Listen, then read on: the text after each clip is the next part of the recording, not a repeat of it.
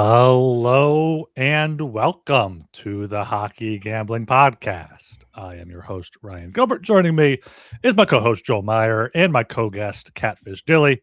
How are we doing today, boys? Fairly sleepy. Staying up all night watching the Australian Open. Sabalenka just taking care of Svitolina with no issues whatsoever. And then the one I really wanted to watch, Lena Rybakina taking on Jessica Pegula. Rybakina got it done. Fortunately for me, I was sweating that at the end. She had 3 match points, and then Pegula kept firing back, and I was screaming almost at the top of my lungs, waking up half the building. I got a call this morning saying, "What's going on? Are you okay, Joel?" I'm okay now. Rybakina is in the final, 8-1 and plus 220 on her. But Sabalenka already took out Iva Jovic, had her 22-1 to win the quarter. So I'm probably going to have to bet some Sabalenka. I can't let her just take me out twice without getting anything back for these good bets. But looking forward to that. It's been a pretty boring Australian Open, but fairly successful so far. We'll see if Sinner can take care of Djokovic without any problems tonight, and hopefully Zverev gives Alcaraz more than he can handle, but I doubt that'll be the case. But so it goes. Having fun watching tennis. How are you, Dilly? Oh, I'm good. I'm doing good. You said something, and I was going to say something about it, but I completely forgot already. Yeah, I was up watching tennis with Joel last night as well. It was Sabalenka made easy work of that. Yeah, Ukrainian.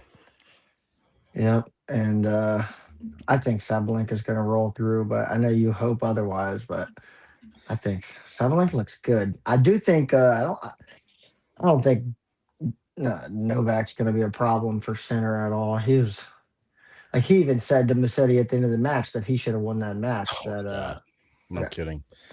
Yeah, Djokovic is not looking good. You never know with Sinner though. It's not hot anymore. Apparently, it's not like 110 degrees like it was a couple days ago down there in Melbourne.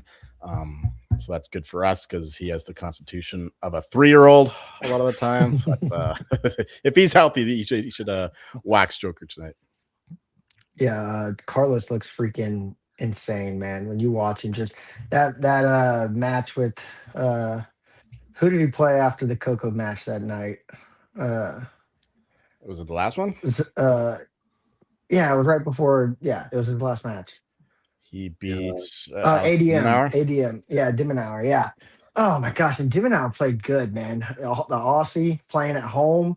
I mean, he had a lot to play for. But Carlos is just like, I mean, some of those rallies or whatever you call it in tennis, volleys were just insane, man. Just insane. Both those guys are elite defenders. Just run all over the place, and that's a terrible matchup for Dimenauer because everything he does, Carlos does like 10 times better. So yeah.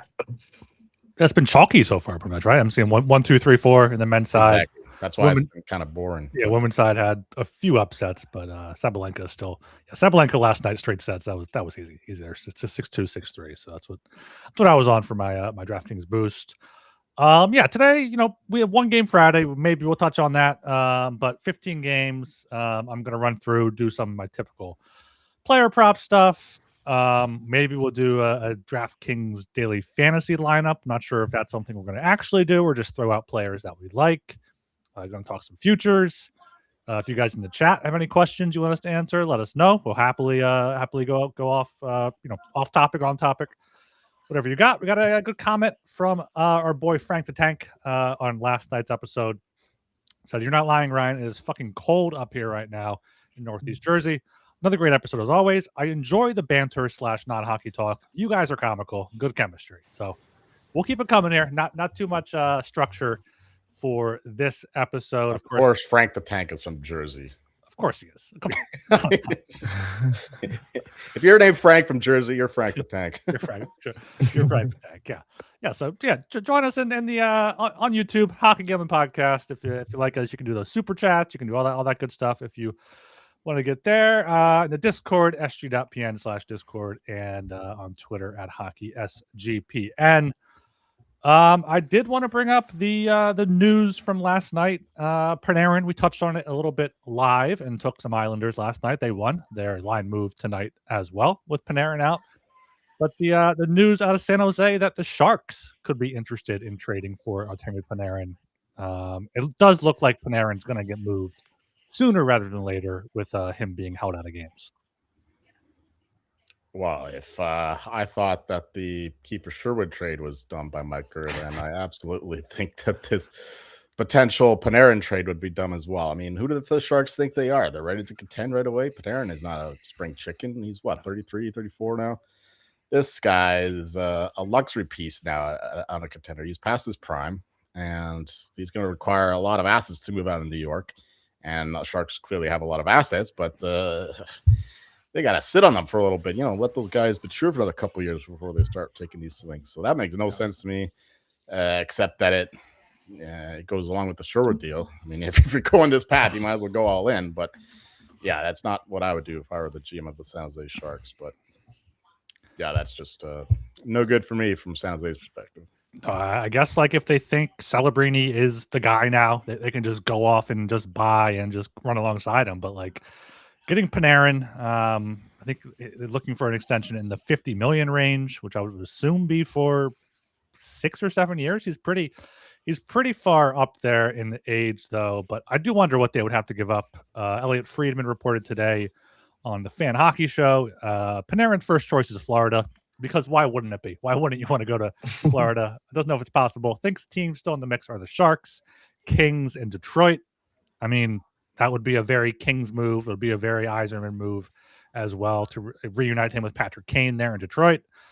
Yeah, it doesn't make sense for Panarin to really go any of those teams long term. Like it almost seems like Panarin should just be a mercenary, sign like 1-2 year deals the rest of his career and just jump around, try to win a cup. Did he win a cup in Chicago? Was he on one of those teams? Oh yeah. Yeah. Okay. Yeah, So he still has a cup there. Yeah.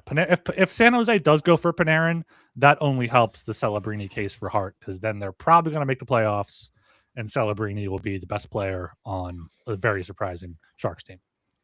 Yeah, that'd be the silver lining, I guess. Well, it'd be the only lining for us because we don't care about those Sharks. That's the betting angle here on this gambling. Sure. Yeah, it's good for us. It's like, if Panarin gets traded to the Sharks, like Celebrini wasn't the reason why Panarin went to New York to begin with because he wanted to live in a big city, and yeah, now they fucked it up with all those taxes and shit. So Florida makes sense, like with all the Russians down there. LA is a big city on the West Coast, but other than that, I don't see those places being ideal situations for him signing long term.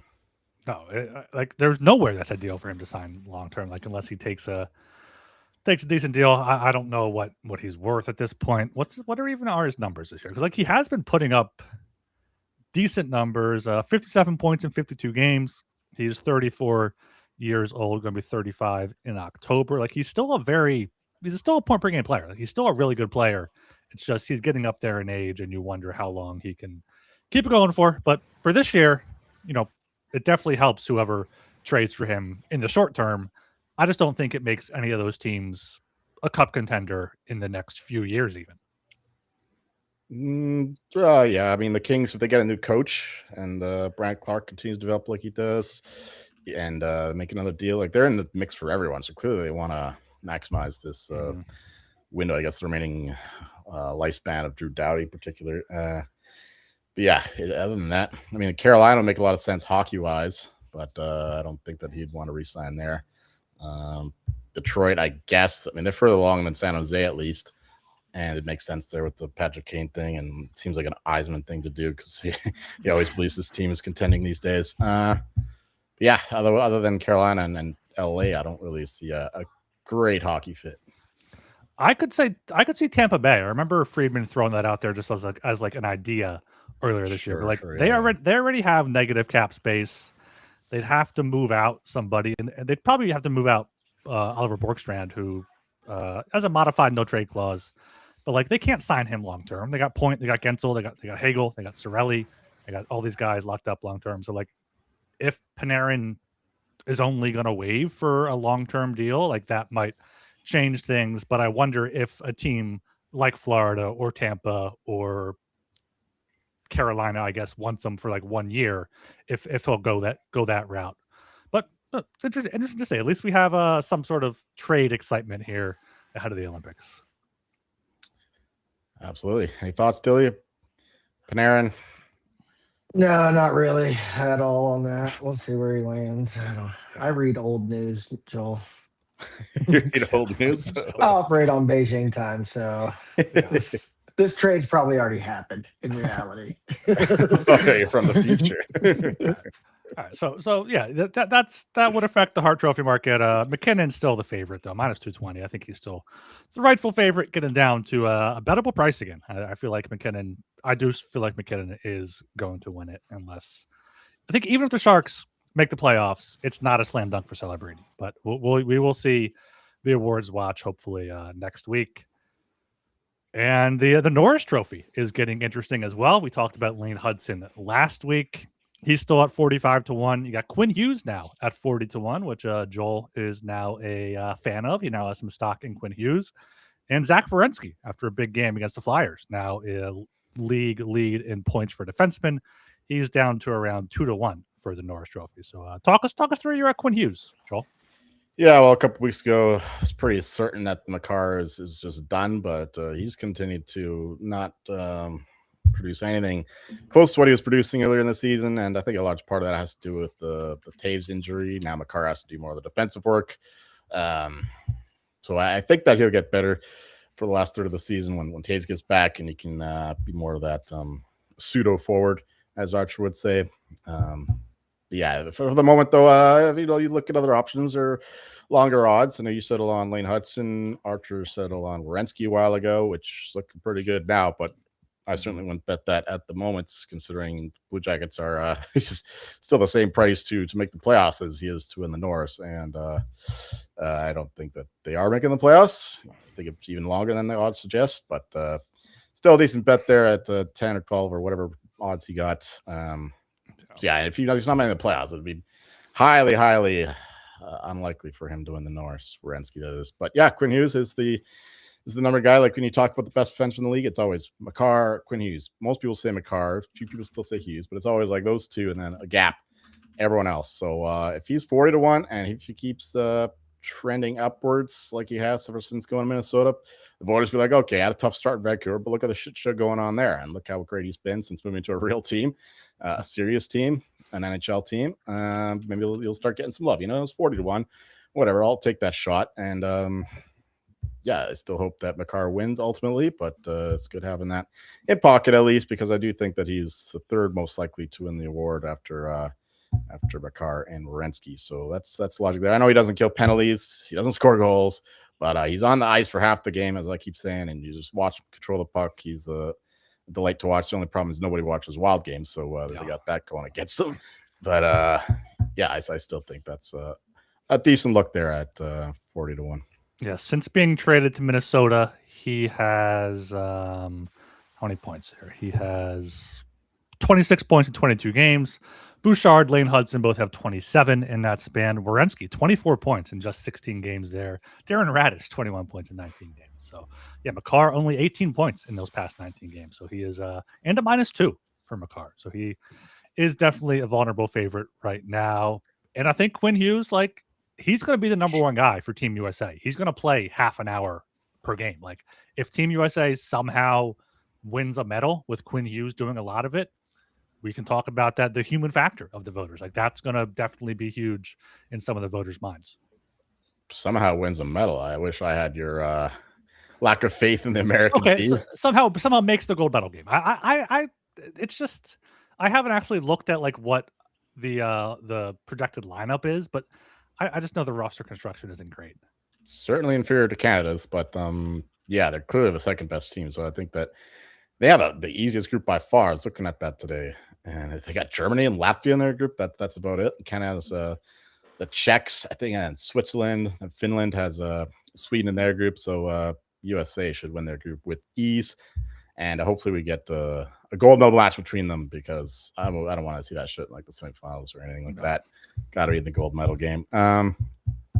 Yeah, Same thing for McCarr though with Team Canada. He's going to get the same kind of attention there. Yeah, and you got the injury risk too. Like if one of those guys gets injured, if McCarr gets injured, it's wide open. Werenski's playing the Olympics too. Lane Hudson's the only guy up there not in the Olympics. So hopefully he's Evan Bouchard.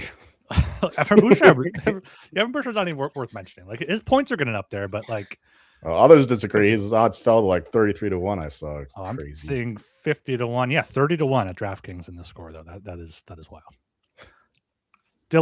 Dilly's just happy to listen along. He's happy to be here. Yeah, I'm happy to be here. Yep. All right. Any more futures talk here, Joel, before we get to the ad break and go into the props? Well, I mean, Bednar's not winning Coach of the Year. Like that's almost certain now. They have to do what they did in the first third of the season for him to sniff it. They're not breaking the points record. I'll tell you that much for fucking free. No. And so once again, I bet John Cooper. I think that he should be like basically minus number. He should be the favorite by far, and I think he will be in short order. Lindy Ruff there is getting a little worrisome, but it's at the point where I've got so much Cooper, I can just bet Lindy Ruff now and just be happy about it. I mean, unless something stupid happens, it's I'm in a great position. I'm just going to keep betting John Cooper every time I bet somebody else. I'll bet more John Cooper because his odds are insane to me. Yeah, John Cooper should get it. He's like 350, 390 I'm seeing here. Unfortunately, can't bet it in Pennsylvania. And like there's an outside chance the Lightning win the President's Trophy. They're 9 points back of the Avs right now. If the Avs, continue their slide here, they didn't look good last night. I think I saw some quotes after the game, but they look slow there. So I don't know what that is at. If the President's Trophy odd is up somewhere, like 15-1. 10-1. 10-1 the Lightning are minus 1,600 for the Avalanche. So that could be another angle to attack with the Lightning. It looked unattainable just a few weeks ago, but you got 31 games left, 9 points to make up. It's definitely possible. Yeah, both teams have easy schedules, especially the Avalanche though. So I don't know. I don't like that nearly as much as just betting Cooper for Jack Adams. I know not everyone can bet that. Apparently some states are stupid about it, but if you can, then that's definitely the superior way to go. That's definitely the way to go. Yep. All right. We are brought to you by Avo. Make more money betting sports with Avo. That's AVO. It's the best sports betting tool that helps you make a profit by spotting arbitrage and plus EV opportunities. Faster than the competitors. They got a cleanish dashboard. It's super easy to understand and use. Also have step-by-step video guides in case you have questions. Get started now at avo.bet and use promo code SGPN for $18 off. That's avo.bet, promo code SGPN for $18 off. And Kalshi is a real money prediction market legal in all 50 states. In all 50 states, you can trade tons of markets in sports, including football, basketball, hockey, and more. Also got politics, entertainment, and even the weather. At Kalshi, you can trade anything. New Kalshi customers get $20 when they use promo code SGPN. That is Kalshi, Kalshi, promo code SGPN. All right, so today, I'm not sure if Dilly got this. The DraftKings has a NHL stepped up promotion which every leg you add to a parlay, it goes from 4 legs, you get, I think, 20%, up to 11 legs, you get 105% boost there. Minimum odds have to be minus 250. So I looked through the games, found some long shot props you guys can put together in those parlays. You want to do 4 leg, you want to do 11 leg, round robins, whatever here. Going to try to go through every game. Joel, Catfish, please chime in with players or thoughts. Every game? Well, very quickly here. Avs Canadians don't have too much. Brock Nelson, I feel like, has been underpriced. Minus 200 to get a point. He's been flying under the radar there. 27 goals, had 4 points in the game against Montreal last November. So Brock Nelson for a point there. I second that. Minus 200 could be good. Well, I don't want to give away my DFS lineup, but that's my first name on my lineup. So DFS lineup, all right? No, yeah. As we go through, we're doing that after this thing. We'll each go through our lineup here. I didn't make a lineup, Joel. No, I thought that was the whole purpose of the show. I thought we were just gonna talk through it. Like, oh, this guy's a good option. This guy's a good option. So yeah, as we go through the games, Joel, if you have anyone, Brock Nelson. I think we could do both. We could see Joel's lineup because that's a rarity, and then we could do one on the fly. Yeah, Brock Nelson. If you want something lower odds, Nick Suzuki assist could be a good look. Blackhawks Penguins. Connor Bedard shots on goal, always a good look. 3 or more in 8 of his past 9 games. had 8 shots on goal at Minnesota last time out, so not worried about him going on the road there. Malkin Hold on, could I got also something for that game. go ahead. Okay, so yeah. So for the Pens game, it looks like Rutger McGroarty did get called up to fill that void. He's on the second line, so they shifted some things around with Rust. But Yeah, so he's up. I mean, he is plus 460. I think I wrote down for a goal. Could be interesting. I kind of like under Eric Carlson point in this match here at the plus 105. The 4 games that Rust was out, which was games 1 and 2 of the season and games 43 and 44, I think it was, of the season. He had no production hardly, no points, no nothing like that. So I think at the plus 105 is a pretty good price for that. And I do think this is a game where Chinny could strike. Chinny seems to find the offense when the rest of the team is struggling. So I think the plus 310's really good look for Chinny to get a goal. yeah, he's on the power play. He's on the power play in it too. Yeah, power play in it for. He's only 3,300 on DraftKings. Oh, Other guy in my lineup. Is he in your lineup? Nice. Yeah, and I kind of like Carlson under shots on goal too. He has not been shooting the puck too much. I think that's at a 2.5 number. Yeah, I'll go through this quickly. Flyers Bruins. David Pastrnak absolutely kills the Flyers. Stack that line, pasta. I got a Morgan Geeky goal. Wrote that up for Sports Illustrated. Make sure you check that out. But Charlie McAvoy could be a good point option at minus 130. Much less than Pastrnak there. He has points in 4 straight, 7 of 8, and not 8 of 10. But on the Flyers side, Matvei Michkov has been shooting the puck a ton recently. You can get 2 shots on goal minus 200, 3 shots on goal plus 150. He has 3, 4, 5, and 7 in his past 4 games. Anything on Boston? No, I don't. Okay. Nope, right. nope. I agree with those though. Islanders, Rangers, love the Isles. Anders Lee shots on goal had 5 shots on goal last night against the Rangers, 3 in each of his previous 2 games. In the games against the Rangers this season, he has 5, 2, and 1. So 2 shots on goal there, minus 215 could be a good parlay piece. Jets Lightning, Kucherov minus 225 for an assist. Lock that in on your stepped up parlay. Darren Radish could be a good plus number at plus 110 for 3 shots on goal. And Josh Morrissey, 2 shots on goal there, right around minus 120. Darren Radish, I think, is usually a decent DFS price, but he might be priced up. I was looking at him. Recently. Yeah, he's a little expensive now. Yeah, all right.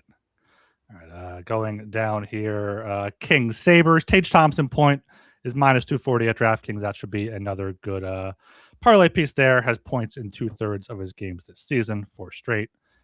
Corey Perry, if you're looking for plus odds, plus 105. He's somehow finding the score sheet a lot recently. 5-game point streak and 9 of his past 10. There, Mammoth Hurricanes. Nothing I really love there, but Sean Walker, 2 shots on goal, minus 142. I think that could be a good look. He had 3 and 2 against Utah last year. Final 7:00 game, Predators Devils. Stamkos over 1.5 shots on goal. He's been shooting the puck a ton. 2 shots on goal in 77% of his games this season. So should keep that up here for a parlay piece. Going back to the Canes game, Gosses Bears coming back. He's got 1 point in 2 games versus Utah, versus this Utah team here. He's plus 105 for a point. I looked at him for an assist. Actually, I did consider that. Yeah, I would like the assist too. I think that's probably the way he'd go if anything. But yeah, sorry. No, please jump in. Please jump in. Give me a break from running this drum. I'm hoping you guys jump in. Caps Red Wings. Alex DeBrincat, 3 shots on goal, minus 240. He's done that in 9 straight against the Capitals. Earlier this year, he had 3 shots on goal and also 8 at Washington there. So love shooting the puck. Lucas Raymond to get a point at minus 190. Also Dylan Larkin, 3 shots on goal, minus 154. Could be a good look there. I think that's possibly a good stack there. Logan Thompson is day to day now for the Capitals, so ahead of the Olympics could be worrisome for a team. Good thing for kind of the way he's been playing. Oh, they're going to just play Jordan Binnington anyway. Yeah, I like Moritz Seider for this game, mostly anyway. But I think the plus 350 is way too high for a goal. He's got 3 in the last 5 versus the Caps. In 14 games, career games versus Washington, he's got a 12.5% shooting percentage. So he fires the puck off versus the Caps. And I don't know. It's just a fun one. Plus 650 seems way too high. Yeah. Yeah. Yeah. Sprinkle those bargain bins there. That's a good thing. 8 o'clock Wild.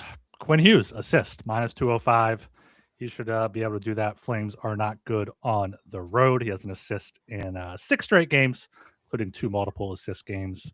Mackenzie Weegar over 1.5 blocks. He had 5 blocks in each of his past 2 games, so that could be a safe leg at minus 235. And Joel Ryan Eriksson. Sorry, Ryan. Joel Eriksson point. Birthday, right? Birthday boy?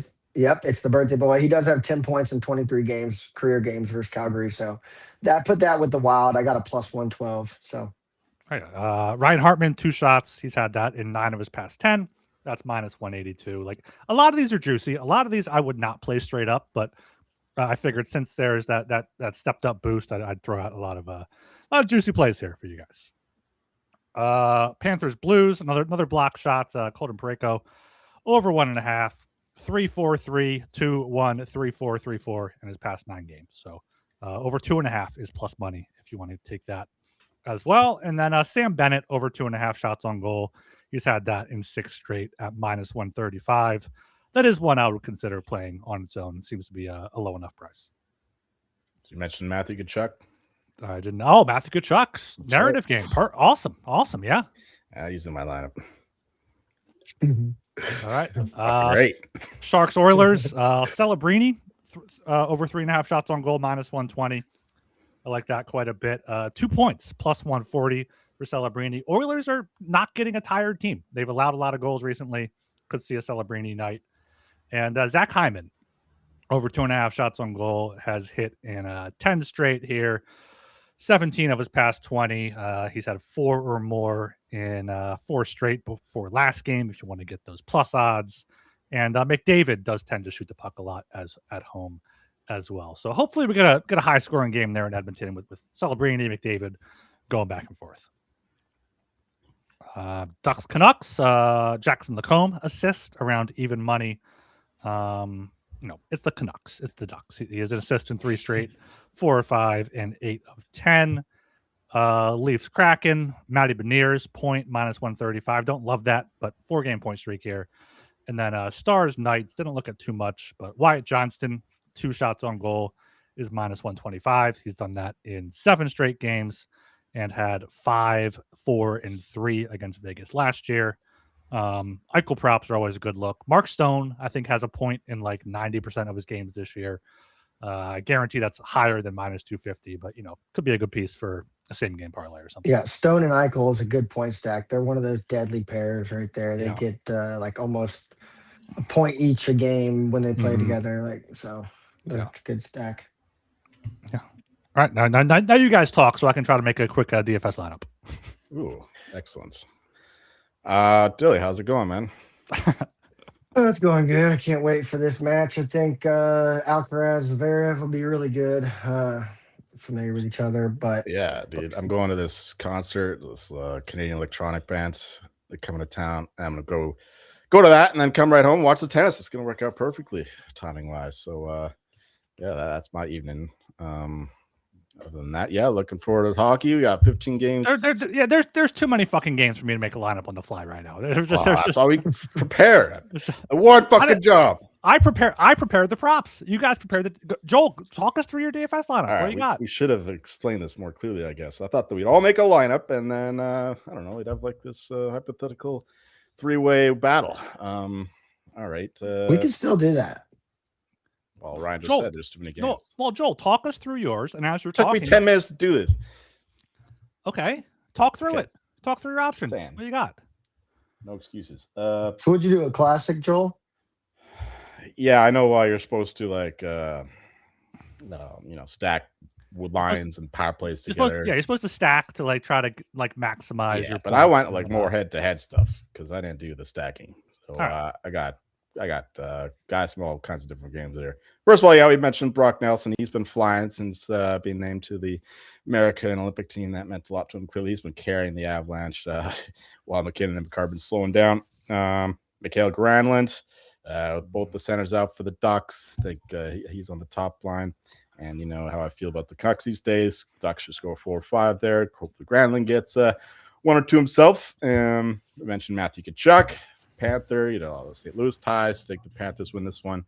And obviously, I target games where I think the game's going over. You know, more goals, more points. You should target games you think are going under. Good point. Oh shit! I should scratch my goalie then. Ilya Sorokin.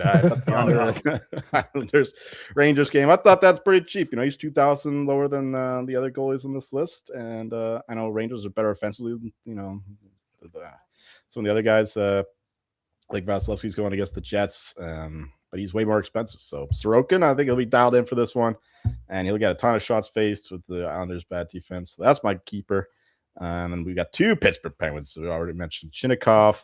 He's only 3,300. And even cheaper, Justin Brazeau at only 3K. He's on the top line with Crosby and Raquel now. He's not on the power play, first power play, I don't think. But still, he should get his opportunities for a cheap price of 3,000. Next, we got Dougie Hamilton. We always talk about how well he's been playing since the Luke Hughes injury. And now we got a couple narrative stuff. You know, I can't go without a guy from Vancouver, Troy Stetcher, playing with the Leafs. Only 2,700. He's probably the best Leafs guy in terms of moving the puck, at least, and very cheap. Going against a miserable Kraken team, he could get a point or 2. And finally, again, I can't go without a Vancouver guy. I can't go without a German to seal the deal. Leon Draisaitl, 9,500. That's my Cadillac at the end of the day. Going against a Sharks team, I give up a ton. And he's been firing since coming back from his personal leave back in Germany. So that's it. We got Brock Nelson, Mikael Granlund, Matthew Tkachuk, Igor Chinnikov, Justin Brazeau, Dougie Hamilton, Troy Stetcher, Ilya Sorokin, and Leon Draisaitl. How much money you got left over? Did you $200. He's got $200 on DraftKings. Exactly right. I just punched that in. Catfish just punched that in. Sick. Right, I'm starting here. I got Nelson. Nelson seems like good at 6'9" there. Matty Beniers, 4.4K. He's had a good point streak going there, and I'm stacking him with Jared McCann, who's up on the top line, coming off a 4-point game. And building this lineup, you want to get guys that shoot a lot because you have to get to 5 shots on goal. Get you a bonus. Good shout out on Chinny. I'm stealing that one as well at 3-3. I'm taking DeBrincat at 6-6. So that is my 5 centers and wingers. Trying to see if I can stack anyone with DeBrincat here. Let me see what his line is at. He's on, where is he playing? He's second line with Kopp and Patrick Kane. Don't really like either of those guys. Let me see what they are at. Patrick Kane's been slowing down. Isn't he like close to breaking Madonna's record or something? Or did he break it? He should have already. It's been a while since he's been flirting with it. So he's not quite going on a Ovechkin goal pace. No, keep the brink up by himself there. Let me look at the defense here. Defense, I usually try to go cheap guys, get guys that block a lot of shots, get guys that rack up the shots on goal as well. I'm not necessarily paying too high for these. Sam Alinsky could be a good option at 4K. He's playing top pair, right? With Makar? Alinsky? Yeah. I'm going with Matthias Samuelsson, son of Flyers great Kel Samuelson. He's having a great season there in Buffalo at 3.8 thousand there on defense. Dilly, you getting in on this at all? You're just gonna sit there and listen? I'm trying to make one right here. I was hoping you'd take a little longer. No, I'm taking longer. I'm trying to have you jump in as well. If we can kind of you can go to an ad break. It's about that time. Brainstorm together. We can go to an ad break. We are brought to you by Underdog, your home for pick'em entries, where you can win up to 5,000 times your entry. Use some of these players on your Underdog pick'em entry for tonight. Underdog is bringing the playoff magic all playoffs long. Every playoff weekend, open the Underdog app to see what promos are waiting for you. Underdog's got a brand new offer for new customers. Play just $5 and get $75 in bonus funds when you sign up with code HGP. And of course, Rhythm has crushed NFL this season, especially on props. Last season, they were even better in the playoffs. 22-12 on reception props, 6-1 on passing touchdown props.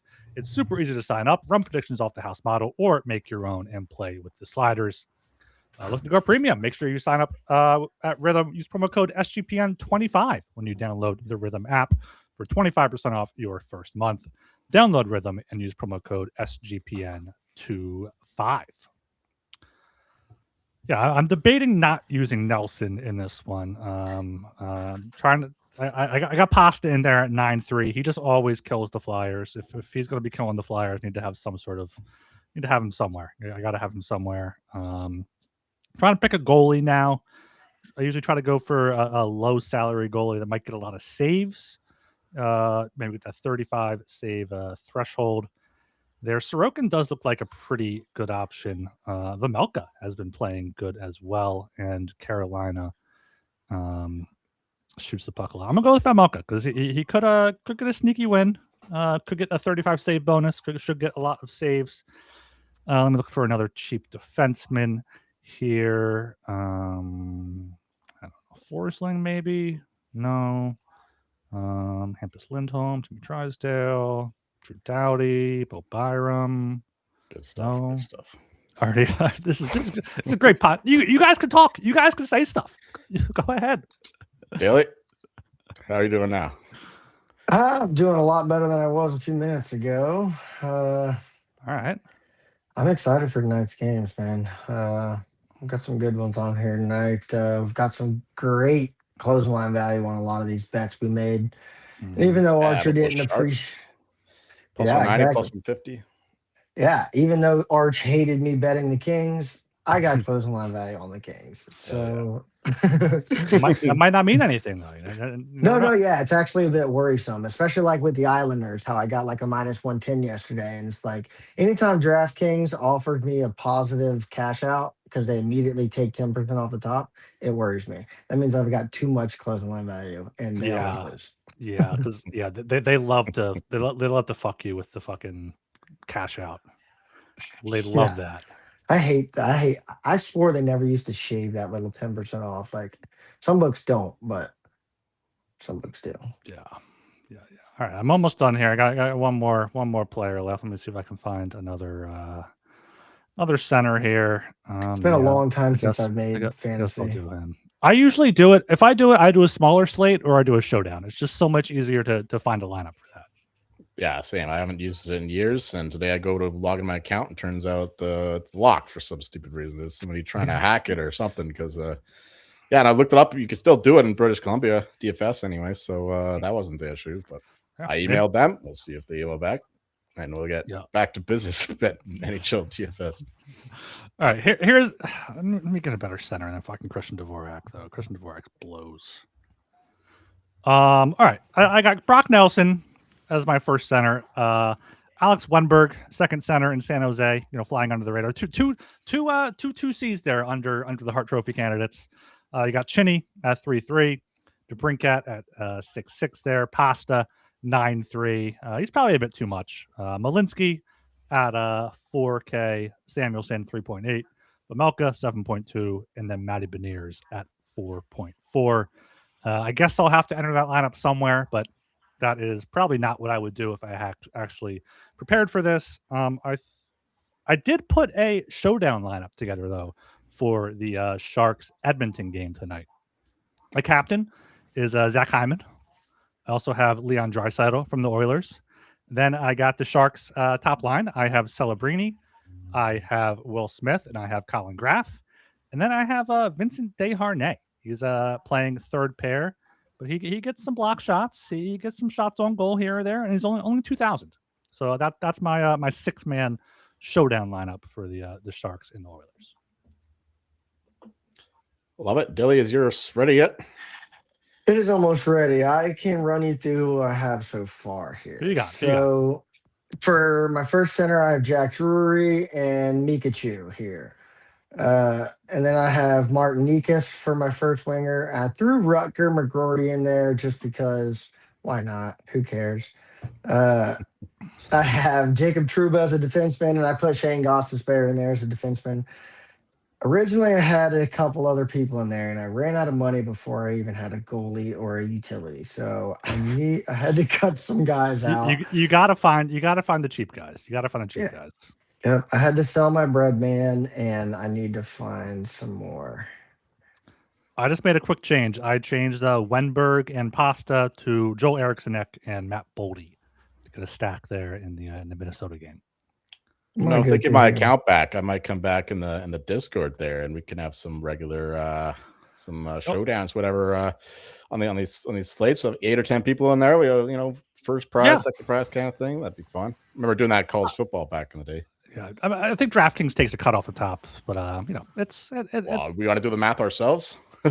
I mean, we could just all enter into like a quarter contest, and then whoever gets the most points wins, and do it our own.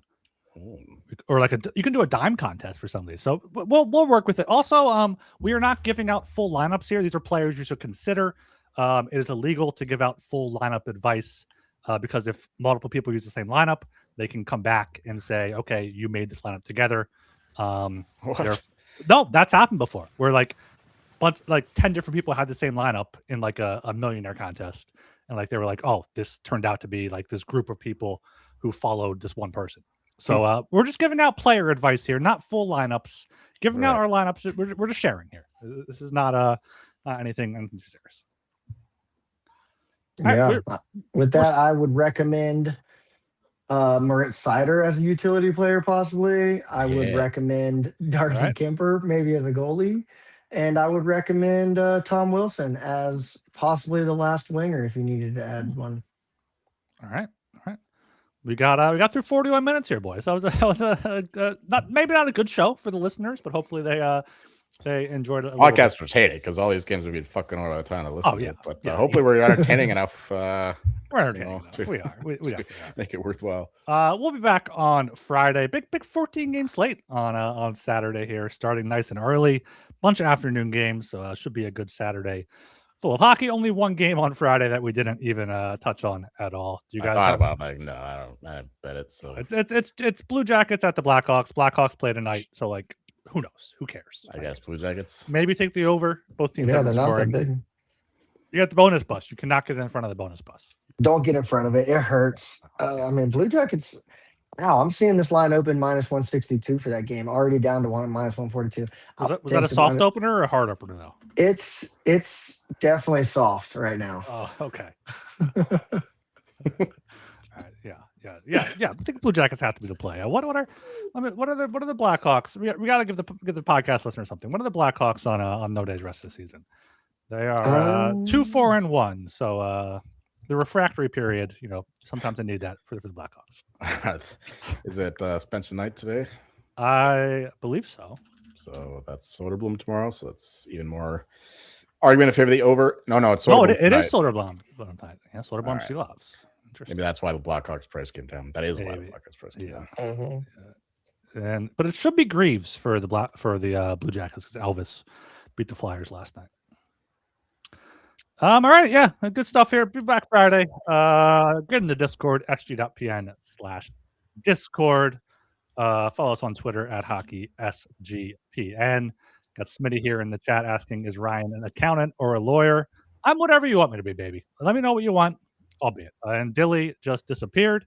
Not sure if he can still talk, but he is now a black square there. He can still talk. We can still hear you, Dilly. Don't you worry there. Subscribe. Let us know in the comments if you like this, what type of content you want. We're trying out new things on these small slates here. Dilly, where can the people find you? Oh, you can find me at SGPN Discord. I'm Ryan Gilbert. You can follow me on Twitter at rgilbertsop. And I'm Joel Meyer. You might find me hiring Ryan as a lawyer to fight with these DraftKings